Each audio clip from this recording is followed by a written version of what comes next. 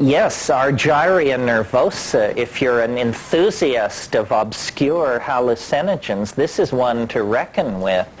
Possibly, gram for gram, it is the most powerful plant hallucinogen on the planet. And yet, though there are 13 species of Argyria, all containing psychoactive compounds, spread from Kerala in India down through Micronesia, there's no history of human usage in that entire cultural area. So there are mysteries about who knows these things. You know, when you go to the Amazon, most people have a kind of noble savage prejudice, and they think that it has to be the naked people who are off-river, who are very wild and woolly, and then they make the good ayahuasca. Often this is not the case. Often it's the guy who lives on the edge of Iquitos or Pucallpa who tends his garden and is fairly conversant with the modern world. Some of you may know Manuel F. Bruce Lamb's book, Rio Tigre and Beyond. He describes a situation in there where a man who had in his youth been kidnapped by Indians and learned to make very good ayahuasca. Later, he encounters another tribe of Indians. He's on a rosewood collecting expedition to a remote part of the jungle, and he encounters these Indians, and they invite him to take ayahuasca with them. And it's just garbage as far as this guy can tell. So he says, I'll show you how they do it where I come from, and makes it for these people, and literally becomes a culture hero overnight, is hailed as the great reformer of their ritual, and just simply because he showed them how to get really, really smashed on it. And yeah, the DMT is in the desmanthus, and the pergamon contains the MAO inhibiting harmaline. It's in the seed of the desmanthus? No, it's in the root bark scrapings. And the harmaline in pergamon harmala is spread throughout the plant and concentrated in the little black seeds. If you don't want to drive out to Elko, find an Iranian market here in LA and tell them that you want to buy Hurmal, Hurmal, and they will sell you the seeds of pergamon harmala. It's used in Iranian households as a fumigant and incense. You just throw some on a charcoal, on a bed of coals, and it makes this wonderful incense-like smoke, which is actually intoxicating. I mean, a wonderful thing to do if you want to do some exploratory chemistry is take half a dose of mushrooms, and then after a couple of hours smoke some pergamon harmala in a bong or a pipe, and the MAO inhibiting characteristic of the harmaline will immediately lift the curtain for about 15 minutes on a very spectacular series of very cool hallucinations. In other words, they're hallucinations where you can just sit and look thinking, my goodness, this is fascinating and compelling, rather than the other kind of hallucination where you're, you know. We call this mushroom plus pergamon harmala combination vegetable television, because it's approximately that engaging, but very, very non-threatening and reassuring for beginners. That's of mushrooms. After an hour and a half, smoke a quarter of a teaspoon of pergamon harmala seeds. Can the seeds be eaten? Oh yeah, they're very small and hard and black, and you'll want to get a brawn coffee grinder. A brawn coffee grinder is a great tool for the would-be psychoactivist. It will grind, it will flour nutmeg, reduce nutmeg to flour. Nutmeg's fascinating. I used to take it when I was in high school. I used to take it at night, and I would stay up late and study. It would sort of wire me, and then I would sleep. But when I would wake up in the morning, I would be absolutely smashed. And I didn't even know what it really was. It was almost before I smoked cannabis. So I was dealing with these walks to school in the morning where all the colors were bright, a song on my lips, a skip in my step. I could hardly... And you can also reduce morning glory seeds to flour in one of those brawn grinders. So that's a very good kit. Yeah. The nutmeg, how did you ingest the nutmeg? Did you get it as a powder already? No, I ground it in a mortar and pestle fairly crudely at that phase. But what you do is you just cap it up. Flour it and cap it up. You know, it contains myristicin, which is psychoactive and which is a precursor for MDMA and is quite a nice thing. I mean, it's not going to shake the foundations of the planet, but it's very good. What? How many caps?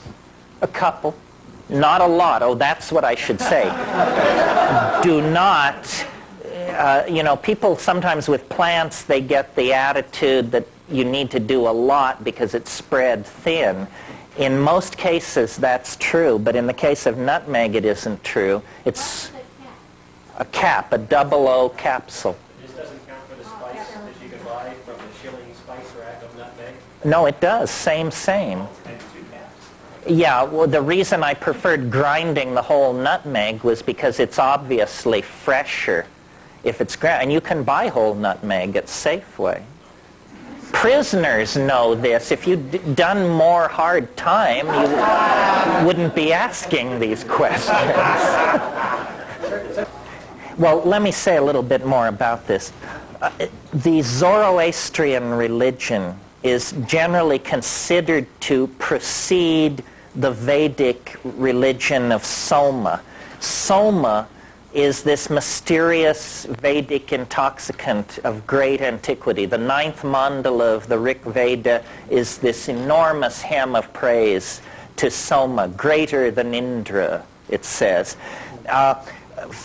Unbroken throughout the history of the Zoroastrian religion is the sacrament of Haoma, H-A-O-M-A. Haoma and Soma appear to be historically related, and Haoma is Pagamon Harmala. If you're interested in reading about all this, there's a book called Haoma and Harmaline by David Flattery. It's Near East publication number 23, and it's available from the Near East Studies Department of UC Berkeley. Fascinating book. I mean, you learn, for instance, that in the classic phase of the Zoroastrian religion, the only method for gaining knowledge about the invisible world was the use of drugs. Any other method was scorned as completely preposterous. And since this is rather close to my own position, I'm pleased to find it in place so early. They talk, in that book, they discuss how there is this concept in Zoroastrianism of what is called the Menang world. And the Menang world is only accessible through Haoma. It's only accessible through pharmacological means. That's the dogma. Yeah. Could you explain a little more about morning glory seeds? Morning glory seeds, yes. Now this is something that's accessible and that those of you who find yourselves bemoaning the lack of availability could overcome. The heavenly blue morning glory with the heart-shaped leaf, that's important because I see around here, I see blue morning glories with a leaf that looks like a grape leaf. That's not it, folks. That won't do it. It has to have a Valentine-shaped leaf and this brilliant blue or white and blue flower. Those are hybrids. The blue is the wild type. It's called heavenly blue. The white is called pearly gates, and the white and blue is called flying saucer. These guys must have been doing more than... Something was up. Now, listen carefully, and I'll avoid a lawsuit and you'll avoid a tummy ache. The morning glory seeds which are sold in garden stores here are the morning glory that you want, the blue, heavenly blue morning glory. But seed companies have dipped these seeds in a poison specifically to keep you from getting high off these morning glory seeds. So what you have to do then is overcome this by stealth. Always our best weapon. Stealth means buy the morning glories and grow them and produce an uncontaminated crop of your own. Now, the morning glory seeds that you will produce by this means you have to take around 250 for a person of ordinary body weight. So if you are low or high, make the adjustment accordingly. The morning glory seeds can be floured in your brawn grinder and then mixed into applesauce or a milkshake or some thick medium, because actually it's pretty disgusting. Now there's a slight problem here, which is the seed also contains ester coumarone, which is an emetic and makes your stomach cramp. So that will leave after about an hour. So you can either pay your dues and sit there with a terrible tummy ache for this very critical hour, or there are strategies for getting that ester coumarone out of there with solvent washes. I don't want to give the details because too many people blow themselves to kingdom come.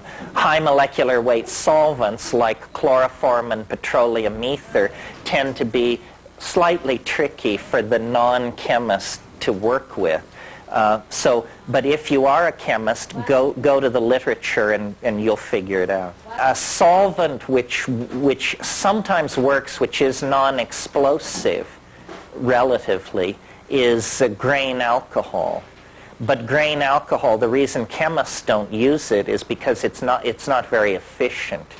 You'll get like 60 to 70% of a sample, where if you go to chloroform or PET ether, you can push that up to 96, 97%.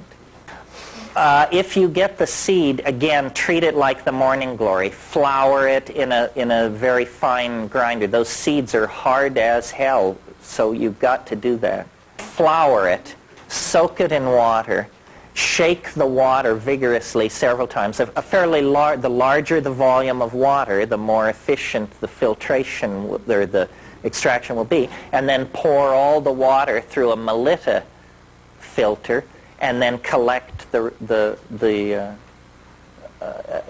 water and take it. I don't think it would be a good idea to try to concentrate that by heat, or you'll destroy the active principle. These beta-carbolines, harmine, harmaline, they all have there is a slight stomach thing. They come on in about an hour. There's what's called visual streaming. I am assuming, first of all, I'm making a number of assumptions here, that you are sitting in silent darkness and that you have an empty stomach. And then you get visual streaming, which, if you've never seen this, it's basically, it looks like you're driving through a bunch of after images. There are these purple and chartreuse lights sliding past, and when you stare forward, you can see them sliding past. After about 10 minutes of that, and possibly a hit of cannabis, it becomes more explicit, and you move into the realm of what's called hypnagogia. Hypnagogia are dancing mice, little colored candies, pieces of ribbons, gears, screws, the trivia, the impedimentia of the phantasmagoria of your mind, you know. And then after about 10 minutes of that, And of course, what's happening, if you have a pharmacological vision of this, is thousands of these molecules are arriving at the synaptic site of activity, elbowing aside the local population of endogenous neurotransmitters, getting them out of the way, plugging themselves into the receptor site and beginning to lift the electron spin resonance levels and push them in new directions. And you can almost hear it doing this. Then beyond the hypnagogia, there is the actual trip. And it usually is encountered, you have to go through what Mircea Eliade called the rupture of the mundane plane. This means that the world has to, it like falls apart or explodes or settles down on you. There's a sense of a rupture of plane, and then the visually coherent, emotionally laden, information-laden, high-content hallucinations occur, and many people have taken psychedelic drugs and never gotten past the hypnagogia. They don't know that there's something out there besides dancing mice and spinning geometric wheels and stuff like that. But beyond that, you cross over, and that's the typical model of a trip. Now, what happens with all of these things to greater and lesser degrees, LSD, psilocybin, mescaline, ayahuasca, is, and I've never actually ever heard an explanation for this.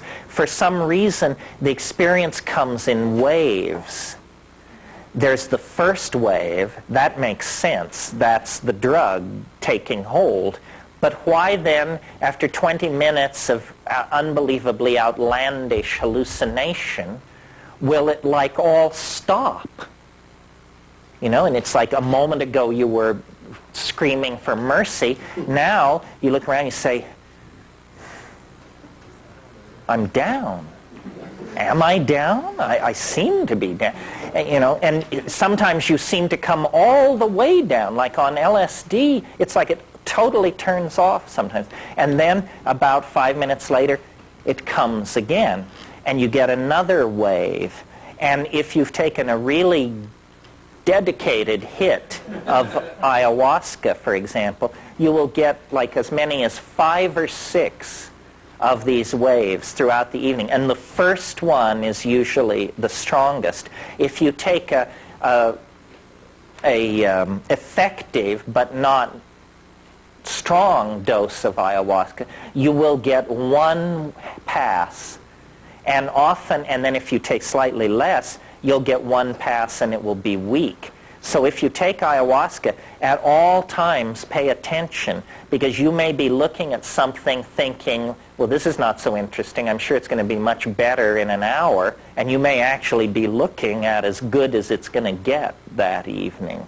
And psilocybin also comes in waves like this. LSD very dramatically. DMT not, because DMT is one enormous brief wave. I mean, DMT sort of brings all the issues together. And the way I think of these psychedelics experientially is as a series of concentric circles.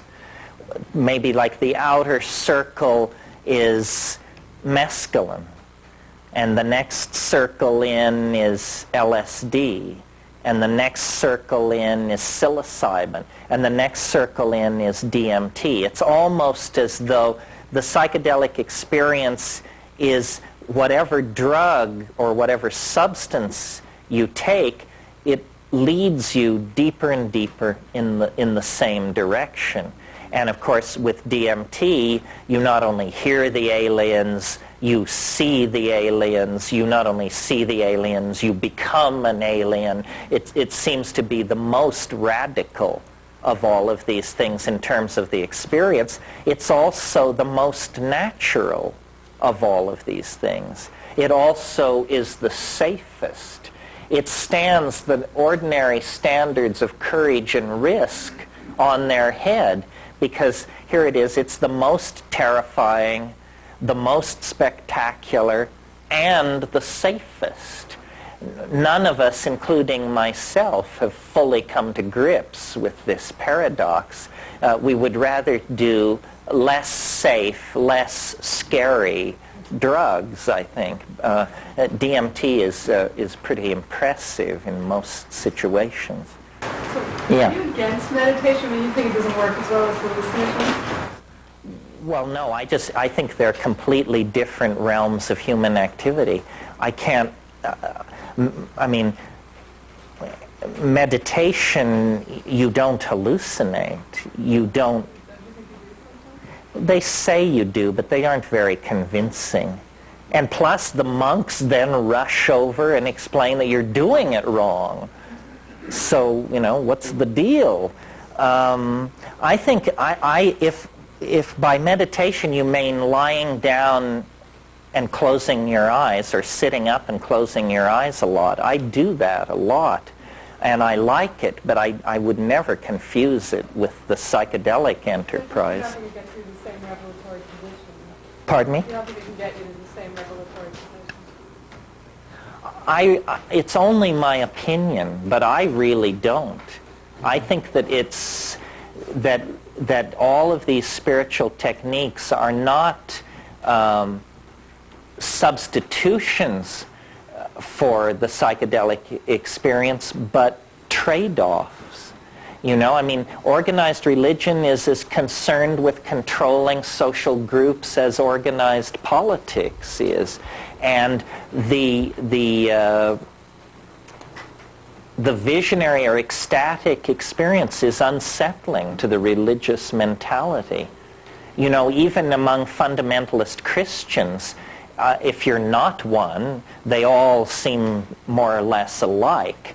But if you move into that world, you discover that they are very strongly polarized in two directions. Those who are scripturalists and those who are experientialists. The glossolalias, the speaking in tongues, the holy rollers, that sort of thing. And the scripturalists are very uncomfortable around the experientialists, because to them it looks like demonic possession, and they get really agitated about that. I think that medicine and meditation go very well together. I'll take ayahuasca or psilocybin and sit in the lotus position for many hours, and it's incredible how they work well together. And then after the experience is over, the next time I meditate, I feel like I'm still doing the medicine. Yeah, well, I think that all of these techniques, like mantra, yantra, tantra, whatever, they work incredibly well in the presence of psychedelics, leading me to suppose that what these are tools that were developed in the Paleolithic world of psychedelic magic, and all we have now are these tools, but we don't have the original engine that drove them. Yes, I am very bored by spiritual practice unless I've taken a psychedelic, and then, mantric chanting is beyond the power of mind to encompass or describe. Sex isn't bad either. And, it seems to be a general functional enhancer is what it is. Yeah. What about drums? Acoustical driving is also a tried and true tradition. But see, it's not about the exclusivity of method, but the combination of method. I mean, what you want to do is beat your drum while sitting in Yab Yum, while stoned on X, while at the holy mountain, while the astrological configuration is correct, and then, line it all up and then push it through. That's the way to do it, I think. Yeah. Would you talk about creativity, like using hallucinogens as a way to get more out of one's creative? Well, it goes back to this function of boundary dissolution.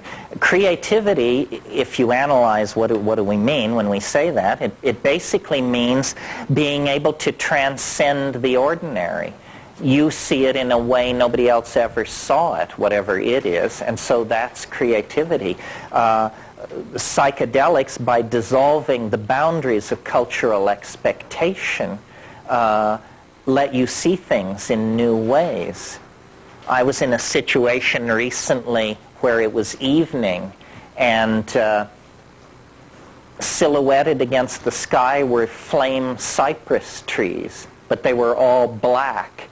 And I was looking at them. I've seen flame cypress trees against twilight skies many times. You all have as well. And suddenly it was like there was this shift. And I didn't see it as a flame cypress tree anymore. I saw it as black dust pouring out of a certain point of the sky and cascading like a waterfall.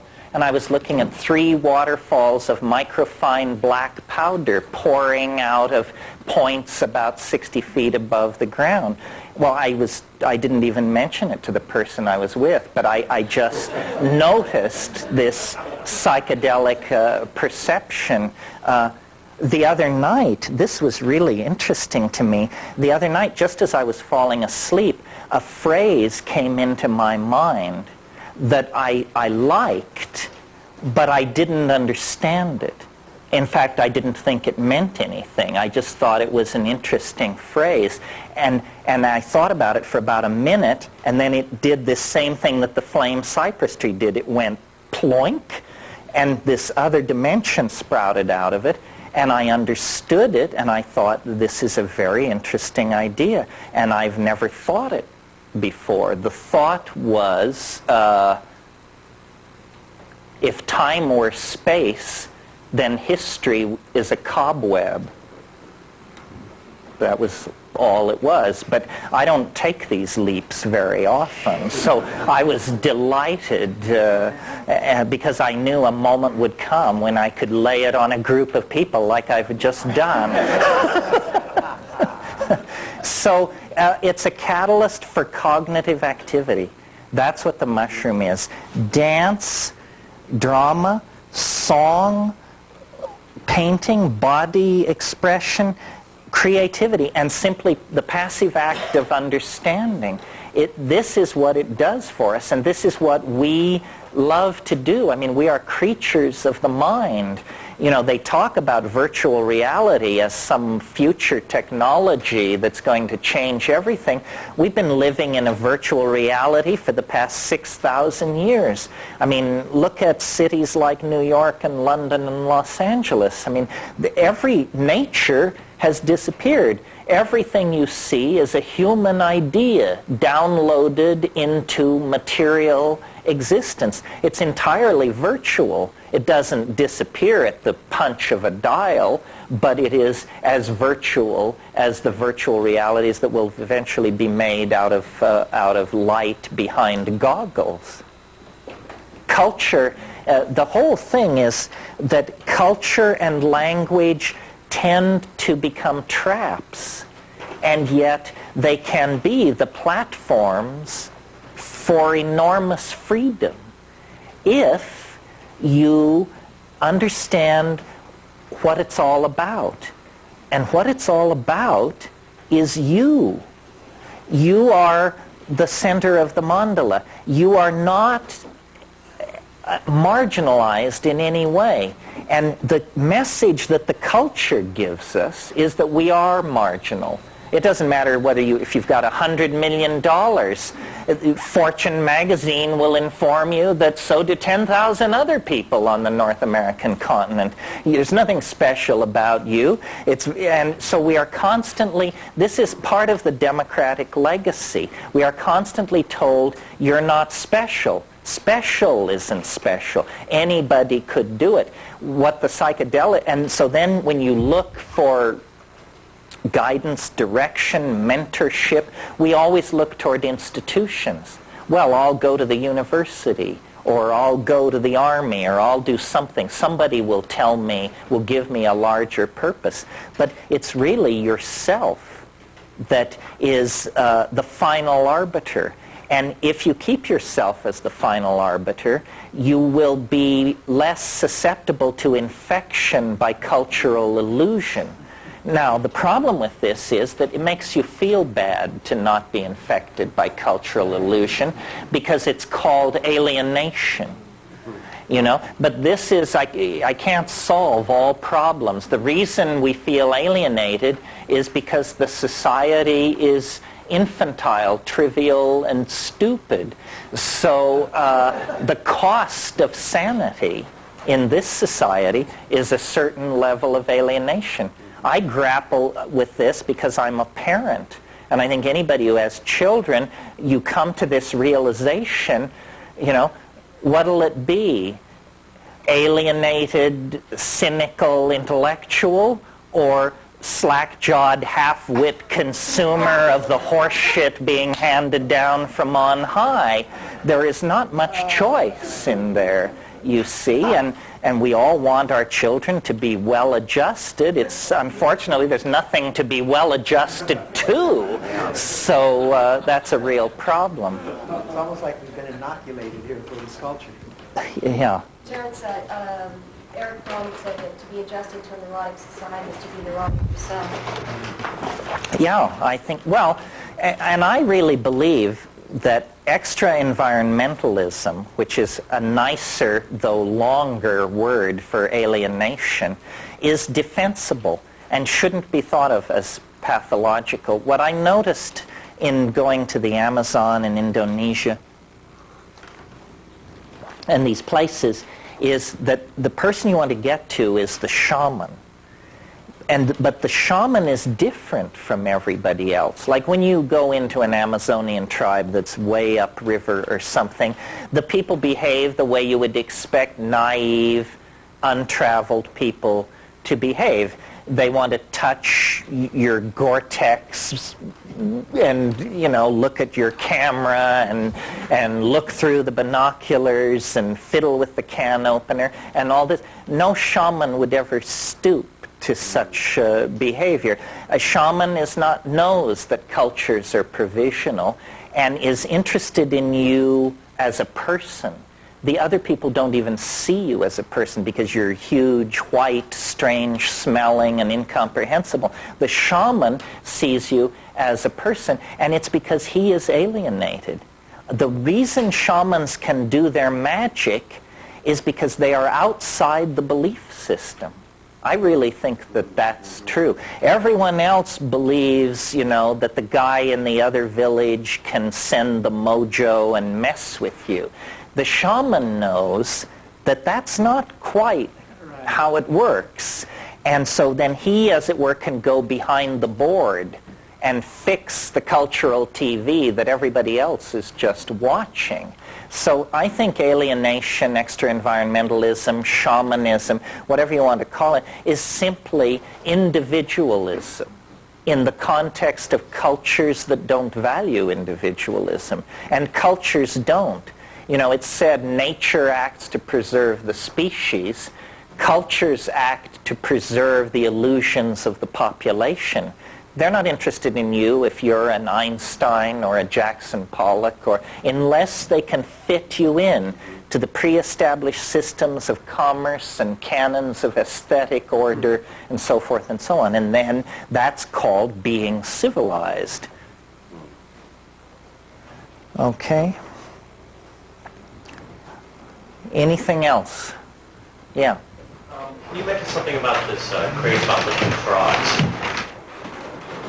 I don't think I did, but if you say I did, I did. Could you? Oh, could I? Well, yes, let me explain. The question is, what's with licking frogs? I'm not sure I got it right, but, well, you know, you kiss a lot of frogs before you find a prince, and you probably lick a lot more.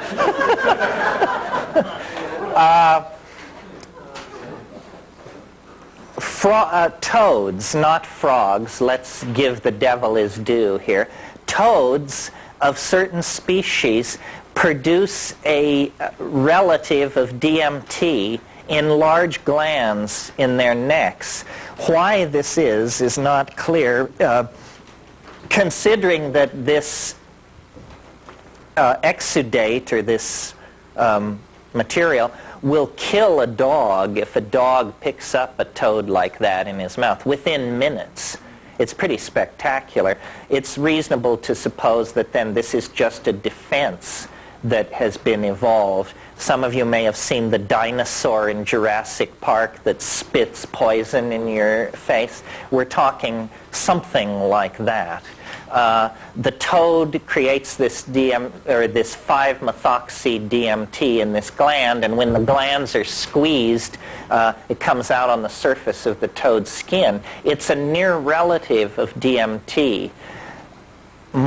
Speaking from my personal battery of many prejudices, I would say I don't care for it. It complicates my job enormously, because people do this stuff and they think A, that it is DMT, or B, if they're slightly better informed, that it's just like DMT. It is in fact chemically called 5-methoxy-DMT. However, it is nothing like DMT. It's as much like DMT as radio is like television. And that's where the difference lies. The 5-MeO does not trigger the most spectacular effect associated with DMT, which is these three-dimensional crawling hallucinations that come out of the woodwork and reveal the true nature of reality to you. When you take 5-MeO, DMT, you have all of the physical presentation of DMT. There's a sense of a kind of light anesthesia through the limbs. There's a sense of falling forward into a void. There's a sense of losing body boundary. Now, at that point in DMT, those symptoms would give way to the trip. At that point in 5-MeO DMT, those symptoms give way to the beginning of the come down. And if people who have never taken DMT sometimes rave about 5-MeO and say, this was the most astonishing thing I've ever happened to me.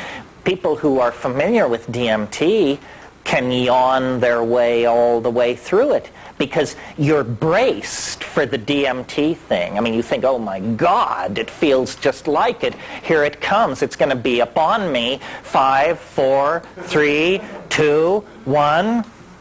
Plus 1, plus 2, plus 3, plus 4, plus 5. It's not coming in.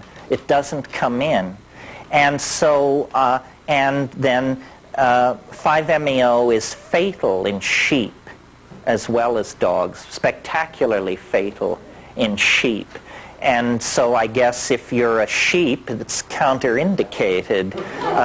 Doesn't seem to be harmful in human beings, but with so little data available, I think maybe we should, there are old psychedelicists and bold psychedelicists, but there are no old, bold psychedelicists. There might be a few. Of course, getting them to speak ordinary English is a real challenge. Don't point at me. I'm a child, a mere stripling. Okay. Well, anybody else? We can do this till doomsday. I may never get to my agenda. Not to discourage you. Well, yeah? Contact with the government in the restaurant? Have I had any contact with the government? Not exact. Well, up until a week ago, the answer to this question was yes. I mean, no. When I got home from Esalen the last time, there was a really funny letter, which I haven't quite figured out how to respond to. Dear Mr. McKenna, I'm an officer of the California State Police, fascinated with DMT, and recently read the interview with you in the San Francisco Chronicle. I wonder if you would be willing to meet with me and have coffee so we can discuss this at your earliest possible convenience. So, What I did was fairly chicken shit, actually. I found a copy of Food of the Gods, and I sent it off, and I said, this is my latest book, or this is a book of mine. It deals in part with DMT. Give it a quick read, and if you're still interested in a get-together, call me. So once you establish that you're an intellectual, they just... harmless, a nut of some sort. Yeah, now I'm a rapper. Now I'm making Leary's mistake, the 25-year-old, the 15 to 25-year-old crowd. But I've got news for you. Next year, Invisible Landscape is coming out. It was the book my brother and I originally wrote. And when that book comes out, all my books will be in the public domain, or, available.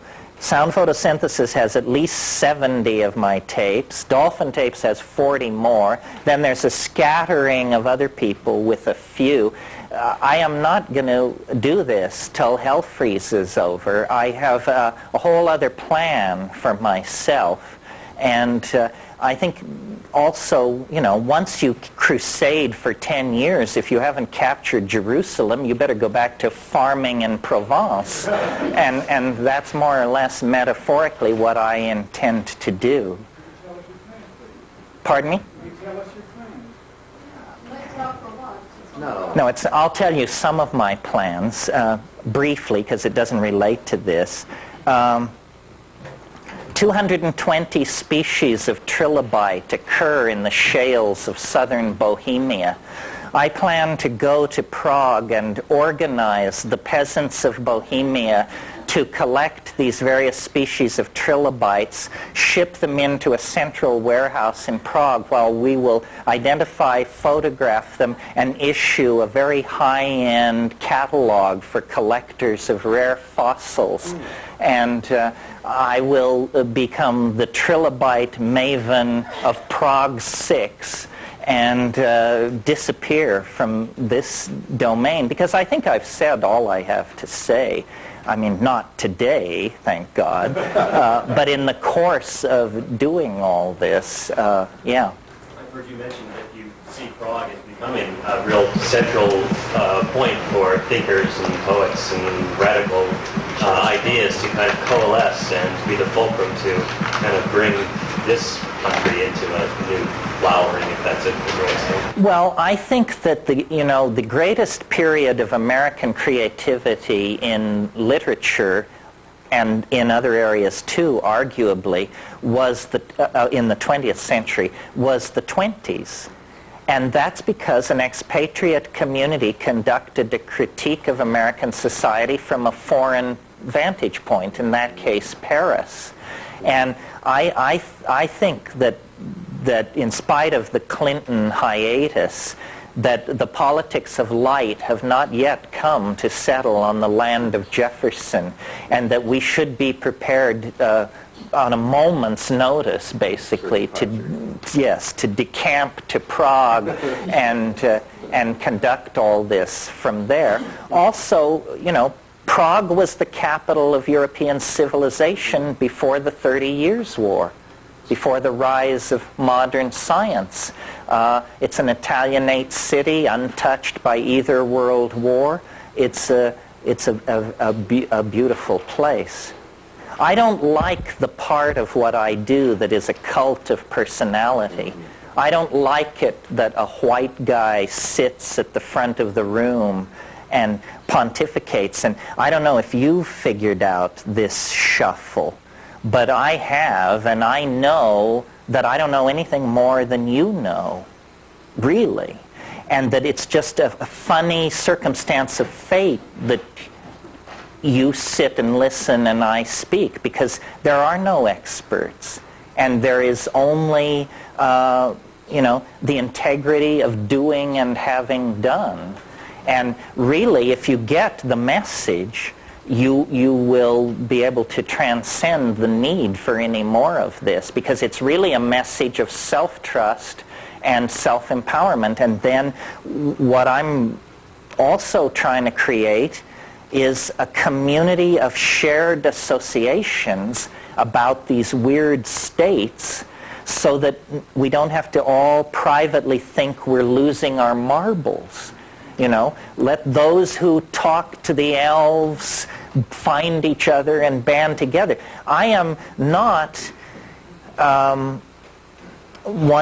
am basically a scientist without portfolio, because no academic institution would ever trust me with a portfolio. But I move in the domain of the gurus, the channelers, the pontificators, and those with secret revealed knowledge from Atlantis and Lemuria. But I have contempt for all of that, whether it's true or not, because they got there the wrong way. You know, you have to come through the rules of evidence and reason. Reason is not science. Don't confuse them. I'm very much a critic of science and the scientific method, but I don't think reason can be tossed out with that bathwater. What is being proposed here is that we're on the brink of the discovery of another world, a world as potentially transforming of our world as the discovery of the Western Hemisphere transformed European civilization in the 1500s. But the world that we're about to discover is inside the mind. It's mental real estate. We who have made consciousness our game by building cities, elaborating literatures, tossing up religions, and setting armies marching, we who have made consciousness our game have barely scratched the surface of human consciousness. And it's not like we haven't had a crack at it. I mean, these yogins have been over there digging away for millennia, Egyptian religion, Kabbalism, alchemy, Western traditions of mysticism, and I am a connoisseur of all that, don't get me wrong, but what astonishes me is how embryonic it all is. We are not the tired inheritors of an ancient and sophisticated civilization in its twilight, which is what they're all telling us.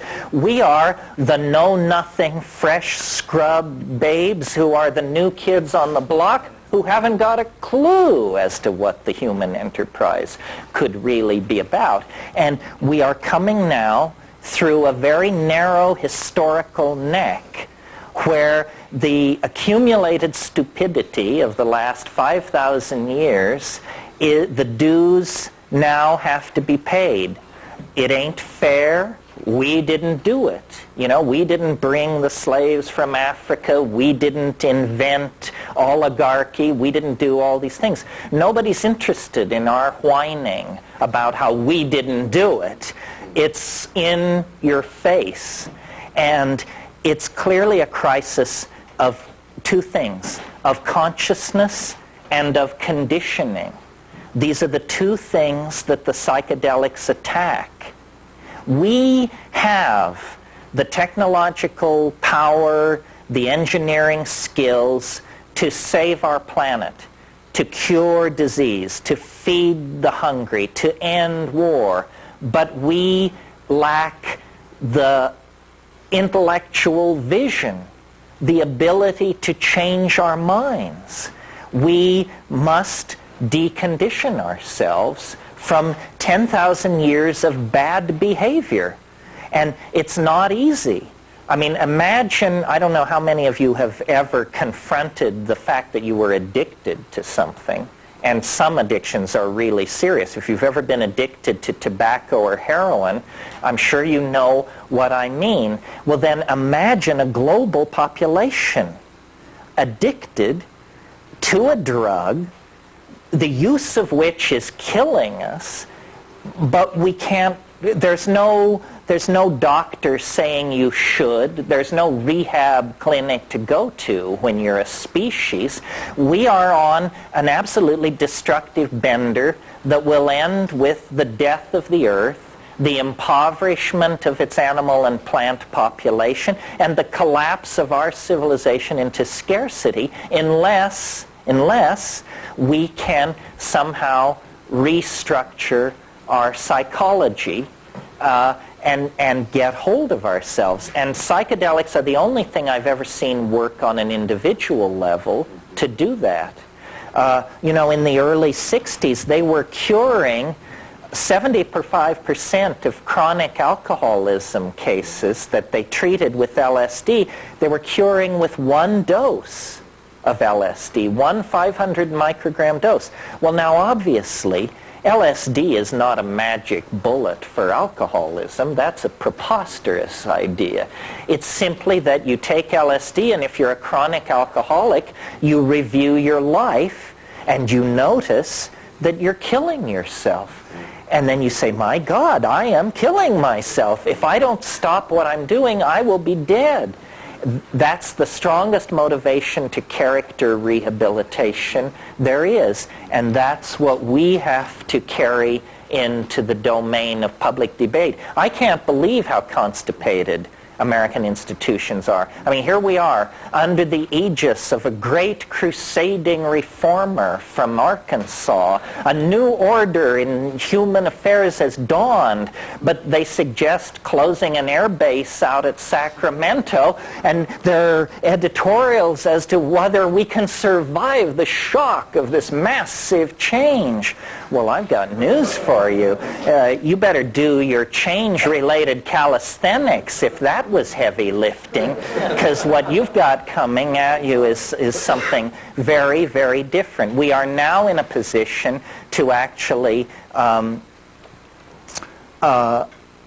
make something of ourselves, extend the design process to human destiny, and produce something that will redeem 10,000 years of pogroms and migrations and attempted genocides and pointless wars and stupid religions that make people hate themselves and all the rest of it.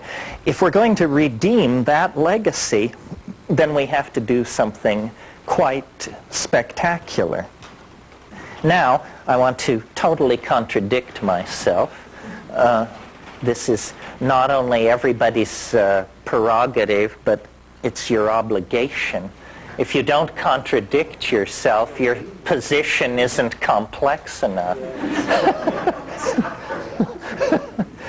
I will talk a little bit about what I've learned from psychedelics. I feel self-conscious doing it, but on the other hand, wouldn't it be stupid for me to talk about what you've learned from psychedelics? That would add presumption to the sins already arrayed here. There are different models about what the psychedelic experience is. Here's a couple. Building on Western psychotherapy as elaborated by Freud and Jung, one view of what psychedelics are is it's the part of your mind that you'd rather not do business with. It's the memories of childhood neglect or abuse. It's repressed kinky fantasies. It's, in other words, the Freudian idea of the unconscious, that somehow these are drugs which dissolve the boundary between conscious and unconscious mind, and then you can do accelerated psychotherapy because resistances have been pharmacologically overcome. That's one model. It's good as far as it goes. It just doesn't go far enough. Then there's another model, which I would call the traditional or shamanic model. And it says the cosmos is a series of levels. And these levels are connected by vertical routes of access, which can be thought of as simply flights through space, or magical trees, or magical ladders. Anyway, there's an image of ascent. And ordinary people exist on only one of these levels. But a shaman is not an ordinary person. A shaman is a superhuman person who has the power of animal allies behind them, and they can go up and down in these elevators that move between levels, and they can therefore recover lost souls, see social hanky-panky, theft and adultery, see the causes behind that, see the causes behind disease, so forth and so on. That would be the traditional one. What I have concluded after 25 years of fiddling with this is that both of those ideas have a certain something to recommend them, but that they don't go far enough, and that we get more to the meat of this if we leave off psychological, the first explanation, or sociological, the second explanation, and actually go for something a little more formal, to wit, a mathematical model of what shamanism is. And what I mean by that is, let's think about what shamans do. They cure disease, and another way of putting that is they have a remarkable facility for choosing patients who will recover. They predict weather, they're very important. They tell where game has gone, the movement of game, and they seem to have an paranormal ability to look into questions, as I mentioned, who's sleeping with who stole the chicken, social transgressions are an open book to them. Well, thinking about this from a mathematician's point of view, an all-encompassing explanation that would explain how all these magical feats are done is simply to suppose that the shaman is somehow able to project his consciousness, his or her consciousness, into a higher dimension. Not metaphorically, as in Sylvester Stallone has many dimensions, not metaphorically, but literally, as in 1 dimension, 2 dimension, 3 dimensions, and 4. Because if you could move into the 4th dimension, the dimension orthogonal to Newtonian space-time, seeing what the weather is going to be next week is as easy as seeing what the weather is now. Seeing where the game went is as easy as seeing where the game are. Knowing who stole the chicken is simply defined by looking to see who stole the chicken. And I have noticed that all of biology, not simply shamanism within the context of human society, but all of biology is, in a sense, a conquest of dimensionality. That as we ascend the phylogeny of organic life, what animals are a strategy for conquering space-time. And complex animals do it better than simpler animals. And we do it better than any complex animal. And we 20th century people do it better than any people in any previous century, because we can bind data in so many ways that they couldn't, electronically, on film, on tape, so forth and so on. So the progress of organic life is deeper and deeper into dimensional conquest. Well, from that point of view, then, the shaman begin to look like the advance guard of a new kind of human being.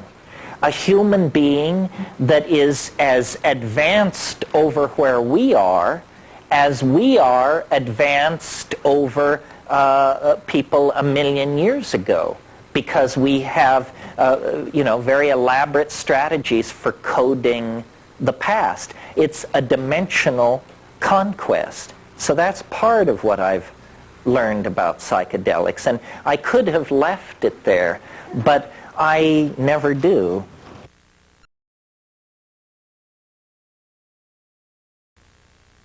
I always want to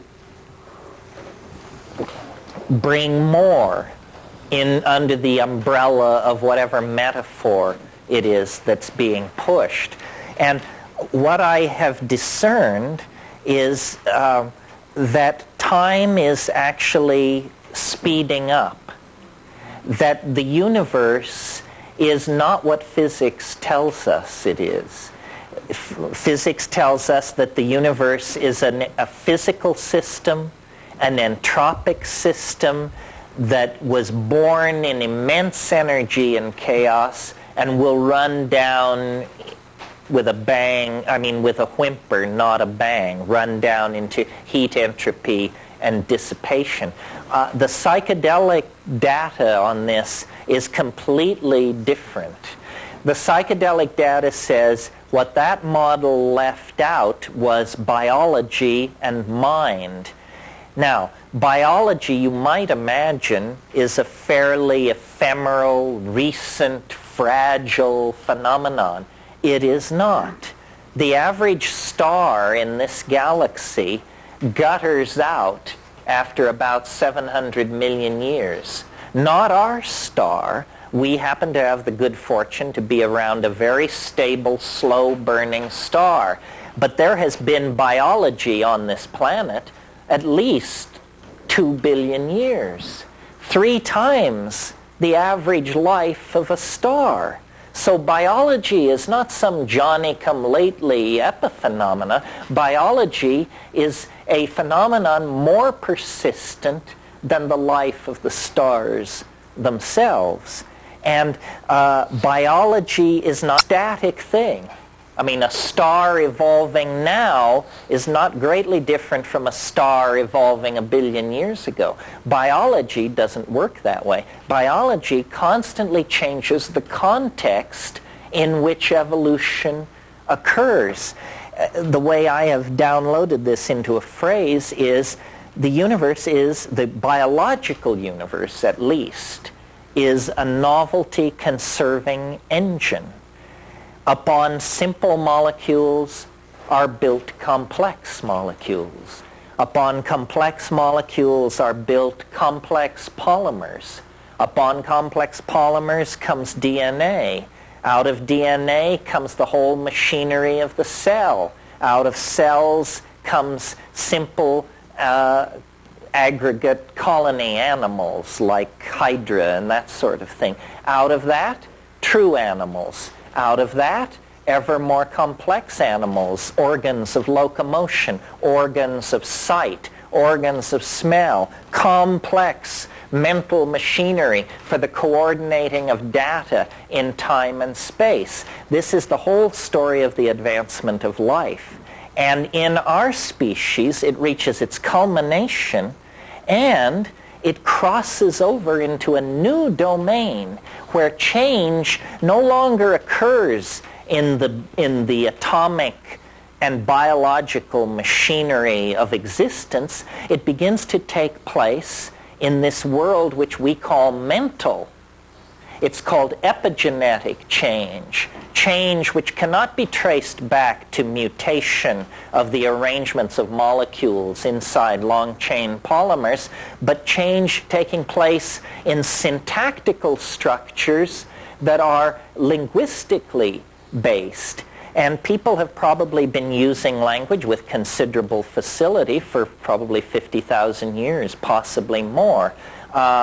In our own time, we have created ever more elaborate languages, ever more elaborate technologies for transforming, storing, and retrieving language, so that we are actually on the brink, of being able to give every single one of you the complete cultural inventory, the complete database of human beings' experience on this planet. That's what these data highways and networks are all about. The nervous system is being hardwired.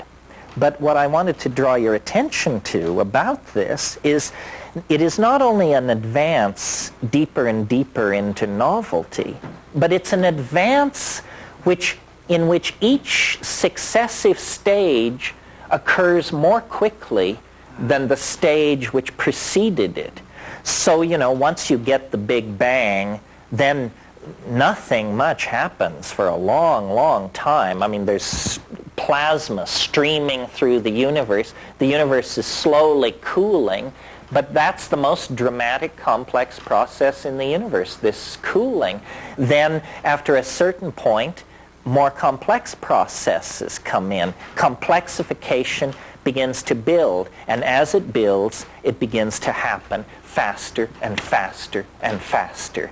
And the great puzzle in the biological record is the suddenness of our own emergence, human emergence out of the primate line. It happened with enormous suddenness. Lumholtz calls it the most explosive reorganization of a major organ of a higher animal in the entire fossil record. And that's, a great embarrassment to the theory of evolution, because this is the organ which generated the theory of evolution. We're not talking an appendix or an eyebrow here. We're talking the very organ which generated it. I think that we have taken far too much responsibility for what is happening, and that what we took to be a staircase we were climbing is actually an up escalator. And if you will stop climbing, you will notice that it does not impede your upward progress, because the ground you're standing on is moving you toward the goal. And I think that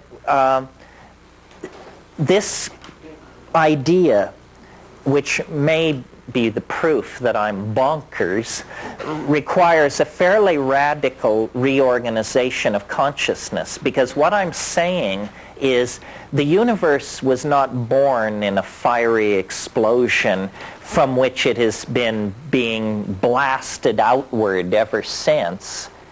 The universe is not being pushed like that from behind. The universe is being pulled from the future toward a goal that is as inevitable as a marble reaching the bottom of a bowl when you release it up near the rim.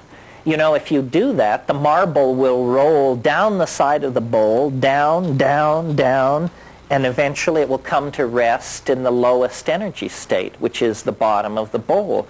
That's precisely my model of human history. And now, bear in mind what the competition is peddling. The competition is peddling the idea that the universe sprang from nothing in a single moment for no reason. Now, whatever you think about that, notice that it's the limit case for credulity. Do you understand what I mean? I mean, if you can believe that, it's hard for me to imagine what you would balk at.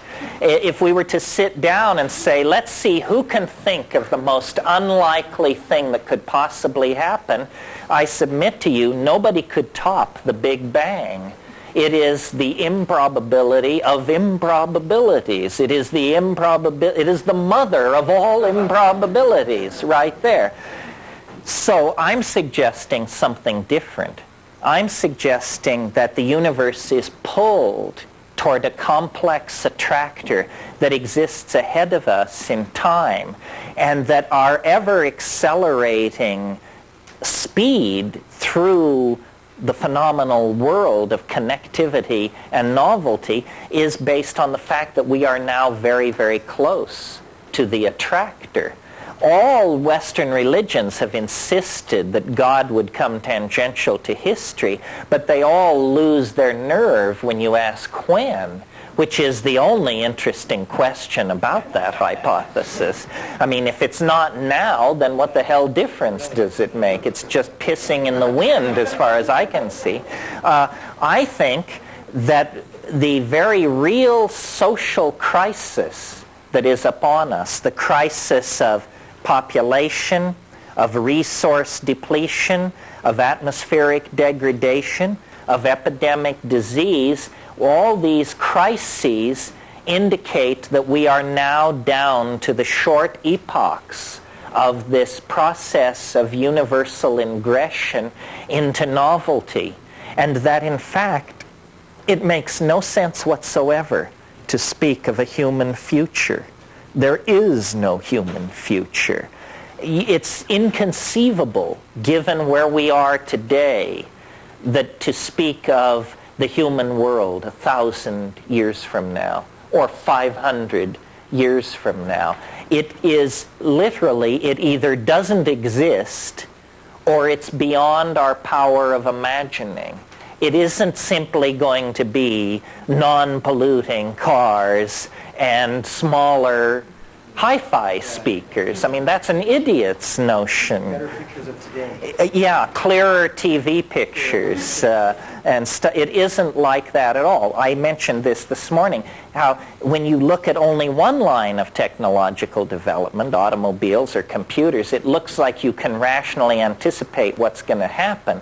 But when you realize that there are thousands of these lines of development, all transforming themselves, all moving towards some kind of omega point, then you realize that we're in the grip of what I call a concrescence.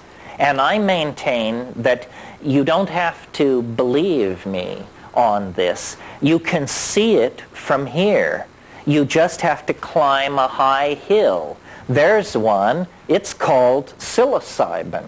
There's one, it's called ayahuasca. The view from the tops of these hills is of the concrescence.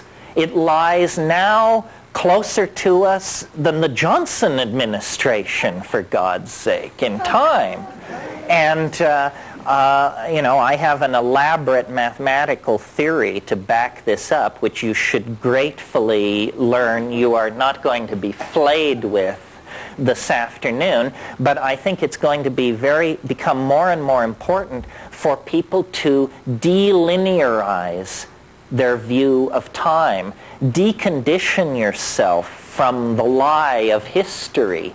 After all, if time were space, history would be a spider web. So bear that in mind. Concrescence.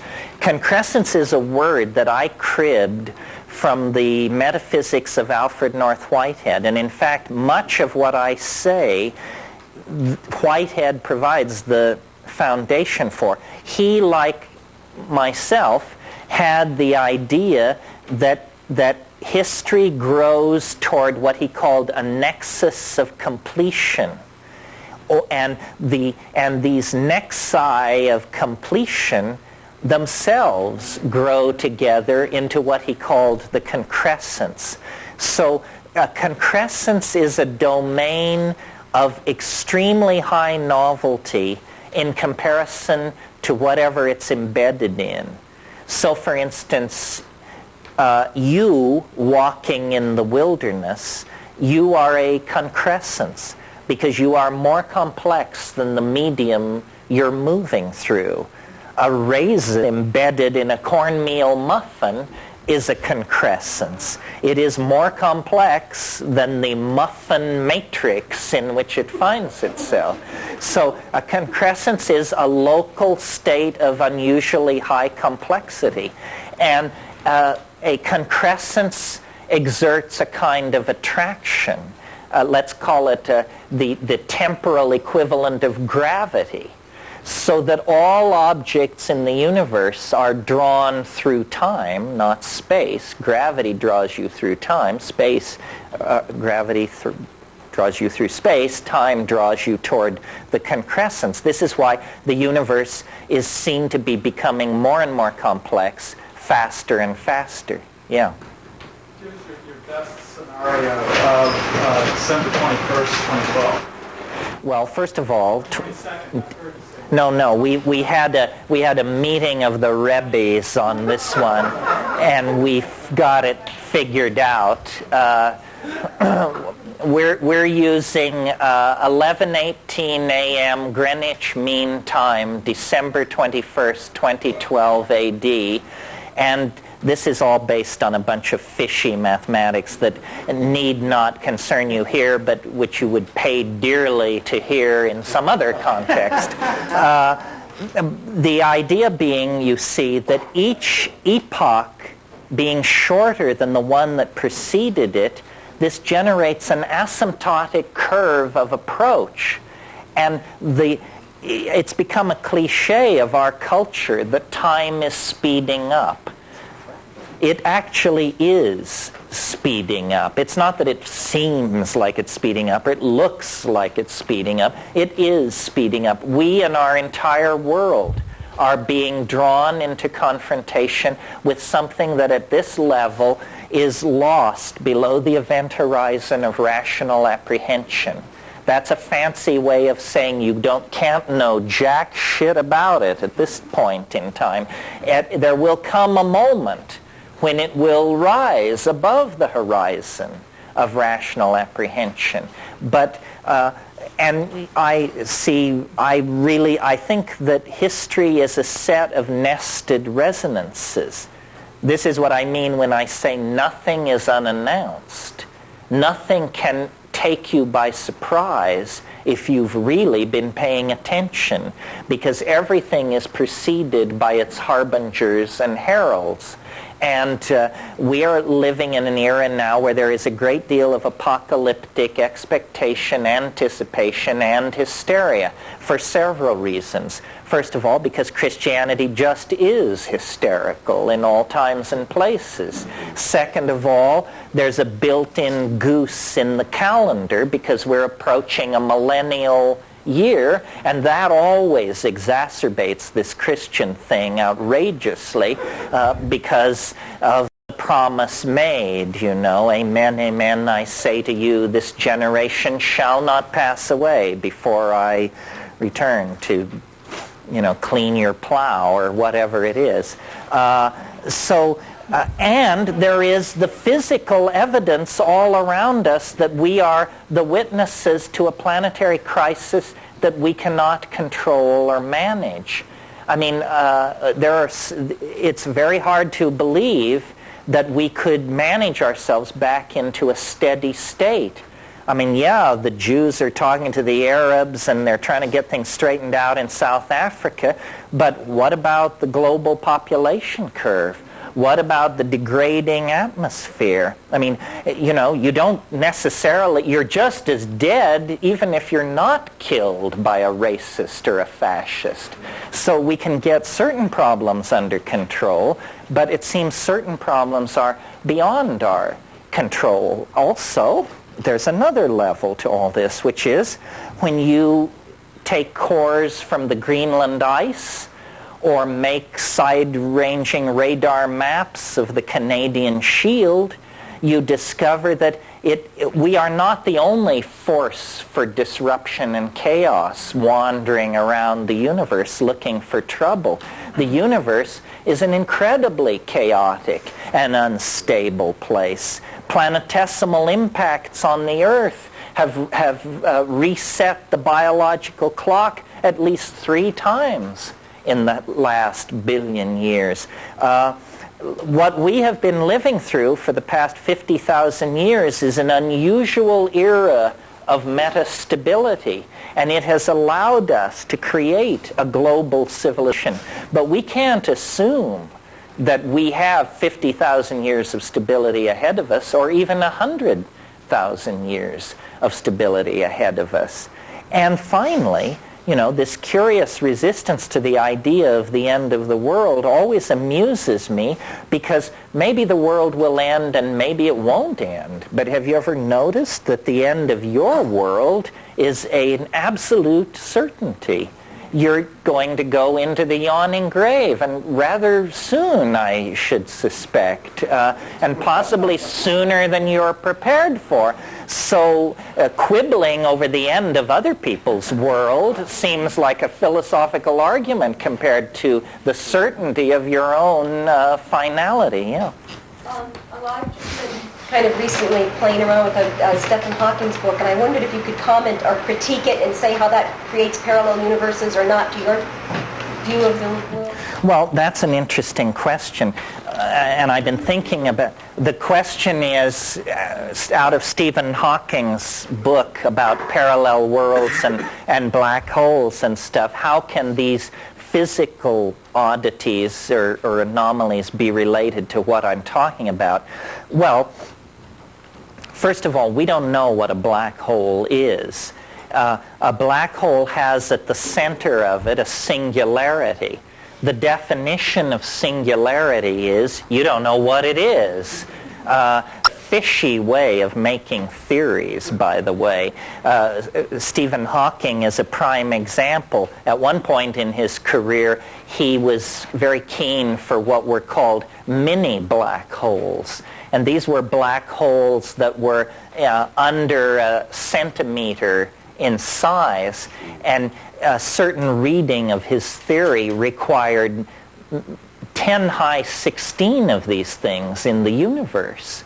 Well, when you realize that there's a singularity at the center of each one of them, you say, well, hell, what kind of physics are you doing if you have a physical theory that has 10 high 16 exceptions to whatever rules it lays down? This isn't a theory. This is a sieve that you're waving around in the air. However, the black hole does bear on this because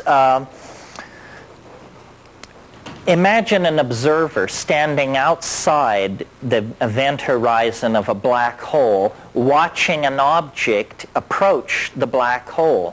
What you see, and this is similar to the argument or the example I gave a few minutes ago of the marble on the edge of the bowl, what you see is this, let's make it a spacecraft. This spacecraft that approaches the event horizon of the black hole, and then it's caught in the gravitational tidal forces of the black hole, and it begins to go faster and faster, around and around, faster and faster, and at a certain point it disappears into the singularity. This is from the point of view of an observer outside the system.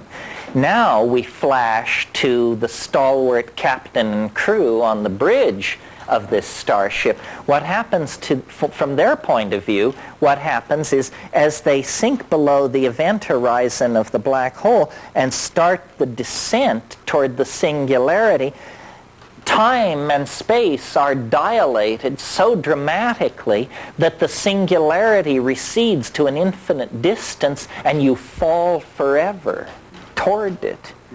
Well, what I would like to suggest based on, well, here's what I'd like to suggest. This is one way of thinking about it, that our planet is on a collision course with something which we actually, at our present state of knowledge, don't have a word for. A black hole is simply a gravitationally massive object, so massive that no light can leave it. What I'm talking about is something like that, except that it isn't so much gravitationally massive as temporally massive. We are being sucked into the body of eternity. And I think it's going to happen very soon. Now, an obvious objection that someone would make to this, it's a probabilistic objection, is they would say, don't you find it rather unusual that your own very minute and finite life should occur so close to this moment of universal dramatic climax? Doesn't that clue you to the fact that you might be slightly deluded? To which I reply, not at all. Because I think of this event horizon as a series of like ghost horizons. And once you enter into history, what history is the outer shell of the gravitational field of the attractor of the concrescence. In other words, history is the disturbance in nature which precedes the concrescence. It precedes it by only 50,000 years. A microsecond. So a geological microsecond before all life is melted down in the presence of the singularity, there is a curious interface zone that is not the singularity and not the absence of the singularity. It's the singularity in the act of becoming. And it only lasts, as I say, a geological microsecond. When the first subject first came up about the state, you said that you described it as something we could know absolutely nothing about. So how do you substantiate the criteria in which you pointed towards the state? Well, no. You can predict where an electron will be without knowing what an electron is. In fact, no one knows what an electron is, and we predict their occurrence very easily. What can't be known about the singularity or the concrescence, it simply lies beyond rational apprehension. But the map of the phase space in which this concrescence is happening looks very much like an involuting spiral of some sort. In principle, the thing is unknowable in time, because if you could know it, you would not be in time. Actually, it maps rather well onto Thomas Aquinas' notion of the nature of God, but I don't think we should make too much of that. Yeah. So the question was, to describe the multi-dimensional layers that are being lifted, specifically in the last few minutes. Yes, well, here is my notion. It's fairly simple, I think. It's a series of nested cycles where each cycle is only 1/64th in duration of the cycle which precedes it.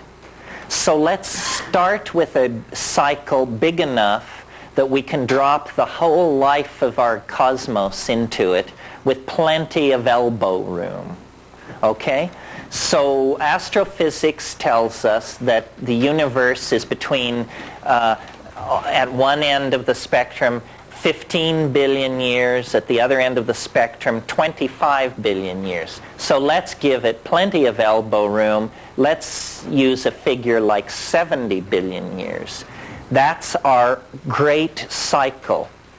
Now, inside that cycle, there is a concressed cycle at the terminal end, the end which we call the future end. It has a past to future. At the future end, there is a terminal cycle which is 1/64th of 70 billion years.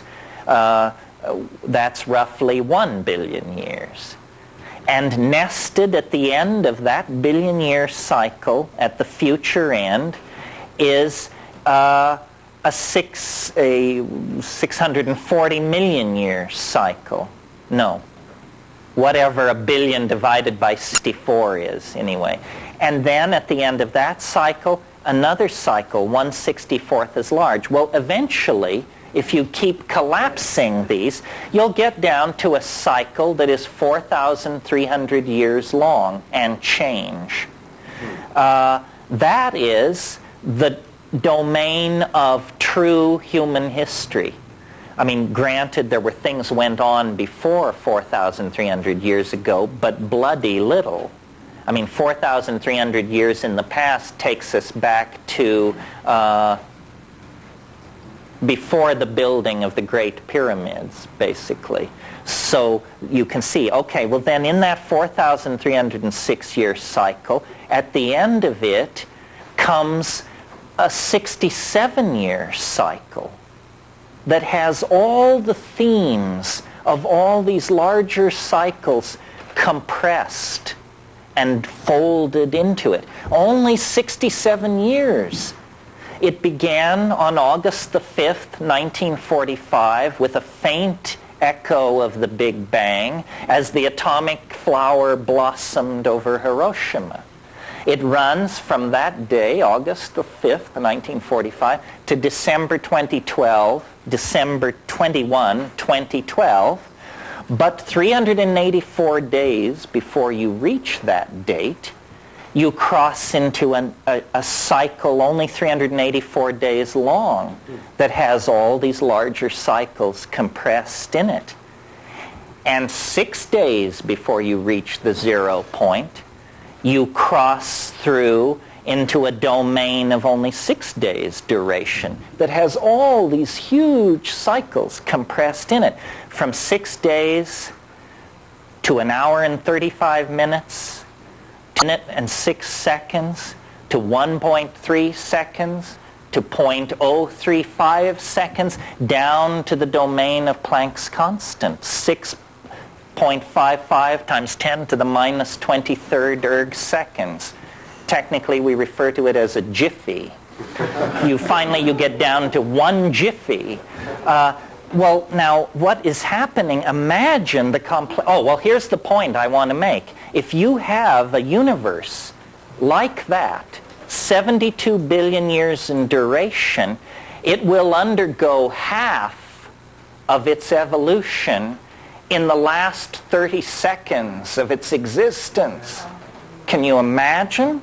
Now, this is what the scientists do, except they spin it around. And that's why, I can't remember who wrote it, but the book called The First 3 Minutes, Steven Weinberg's book, The First 3 Minutes, a book about the first 3 minutes in the life of the universe, where he leads you through all this complex physics as matter is crystallizing out of hyperspace and all this stuff. All I'm saying is, let's put the complexity in the more likely end of the cycle. Let's put it at the end, when after billions of years of evolution and all kinds of complexity and that sort of thing, everything comes together. So this kind of a cycle, if we were actually living in a universe like this, could completely unfold itself according to its natural laws and yet provide a miracle, the miracle of the concrescence. That's why I'm so keen on boundary dissolution. The more boundaries that have dissolved, the closer to concrescence we are. And when you finally reach it, there are no boundaries. You are eternity. You are all space and time. You are alive and dead, here and there, before and after. The singularity is a coincidentia oppositorum. It can simultaneously coexist in states which are contradictory. It is, Thomas Aquinas's vision of God. It's something which transcends rational apprehension. But it gives the universe meaning, because all process then can be seen to be a seeking and a moving and an effort to approximate, connect with, and attend to this transcendental object at the end of time. One way of thinking of it is like those bar balls that they hang in discos that send out thousands of reflections off everybody and everything in the room. Well, think of the transcendental object at the end of time as that bar ball, and then those reflected, twinkling, refractive lights are religions, scientific theories, gurus, works of art, poetry, great orgasms, great souffles, great paintings. In other words, anything which has, we even use this phrase, anything which has a spark of divinity in it is in fact referent to the original source of the sparks of all divinity, which is the compressed experience of life and mind after billions of years of unfolding itself within the confines of three-dimensional space. And you can make this vision your friend through psychedelics, because as I said at the beginning of this rave, you can see it from here. Of course, not if you have your face plunged in your stock portfolio. You're not going to see it, no. But if you will go up on the mountain and take 5 dried grams in silent darkness and pray through the night, you will absolutely guaranteed come into a sense of this thing. And it's real. And history is simply a perturbation on the surface of the waters of time as we approach the lip of this cascade into concrescence, novelty, and completion. And the psychedelics raise you out of the historical matrix and give you a sense of participation in this transcendental reality. It's the essence of religion. It's the essence of psychic balance. It's the source of shamanic power and mental health. Thank you.